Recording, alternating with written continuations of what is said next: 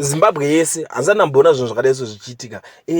Tikutaura panapa the fastest rising when it comes pama numbers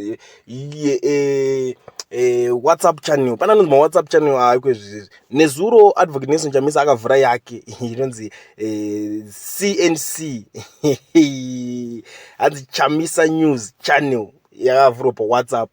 Kutaura kuno vanhu vakarara izoso yamuka yatokuma 35,000 followers one day. Kungolaunch kongonzi tavhura. Ndatanga ndaiona panigirindira gift hostalos panangoti gift hostalos ndepe vari kuita ndovandazoiona panigirindira ke iye mbuni iye muridzi wenyaya wacho. Ndopena kuti unozoti vanhu kana vada munhu ndokutaurira zvimwe zvese munoona kutaura ari kuwanza mavhesi ari kuita sei. Vanhu kana vada munhu vanhu muZimbabwe chamari handidi kukunyebera vanofokasa vanoteera munhu wavo ipapo chezvo.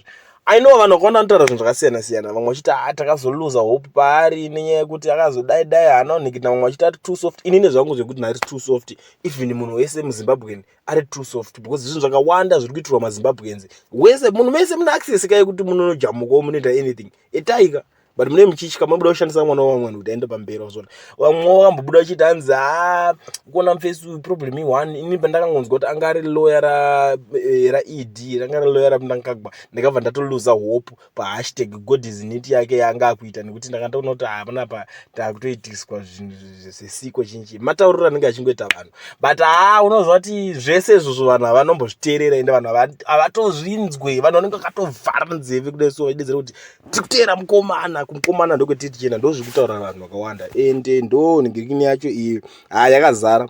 Zvinhu zvinonakidza, zvinhu zvinofadza kuono nhingirikini. Unoziva kuti vanhu vamwe vanenge kutofara kuti izvezvi vanhu vanenge vamudhauta, anenge vamusiya iwe chingoti izvi so. Kana muchida kuona zvinhu zvandikukuudzai ndezvechokwadi, ngaangonzi apuwa 1 rally kungonzi right mukomana chimboita rally 1, ndipo unoona kuti asi mafun is kids game baba.